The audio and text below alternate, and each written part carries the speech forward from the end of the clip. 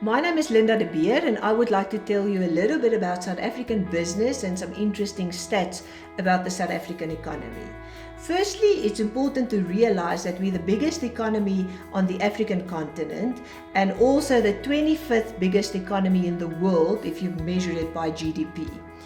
We are therefore part of the G20 nation. In addition to that, we also have one of the 10 biggest stock exchanges in the world. And if you look at the World Economic Forum's annual Global Competitive Survey, South Africa is ranked first in quite a number of instances.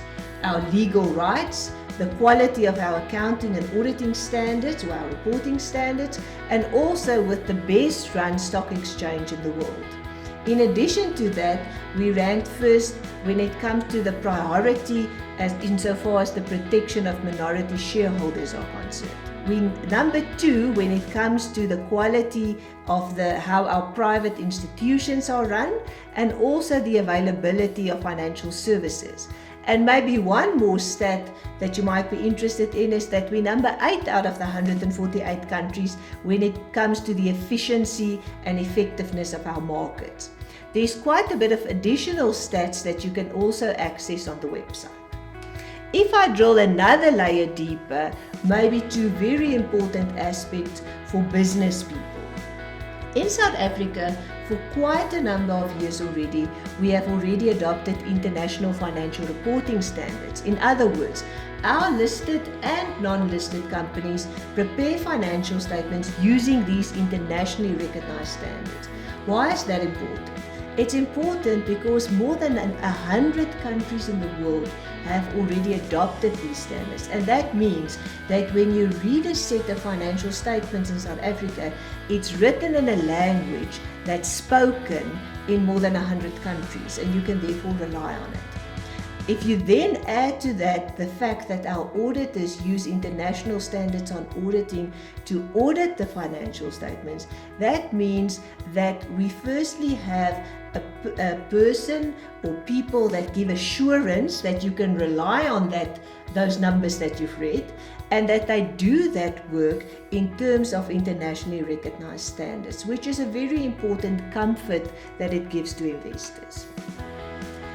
Then we have a new Companies Act that was adopted in 2014, and this piece of legislation has brought a lot of additional comfort to the South African economy in a number of ways. It is not just aligned with best practice across the world, it is also written in such a way that there's much greater protection for minorities, for creditors, and so on built into the legislation.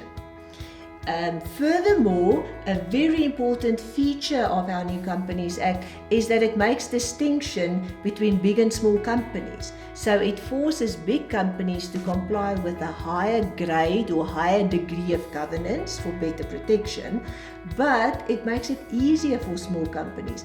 And that is important because as a small company, you don't want the cost to entry and the cost to creating a company and administering a company be too cumbersome. So the Act is specifically made provision for smaller companies to make it easier for them to do business in South Africa.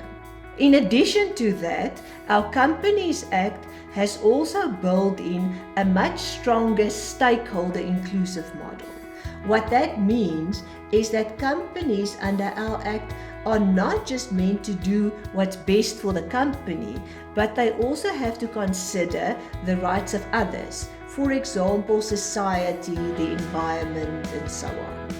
And then lastly, maybe moving away from the Companies Act, it's also important to mention that in South Africa we have the King Code on Corporate Governance, and that is an internationally acclaimed code that our companies aspire to and that our directors will be measured against when their actions are measured. That again gives further comfort to investors. I would like to conclude by reading you a quote from one of my countrymen that is more famous probably than any South African, and that is the late Nelson Mandela. What he said is, "My country is rich in minerals and gems that lie beneath the soil. But I have always known that its greatest wealth is its people, finer and truer than the purest diamond." insights.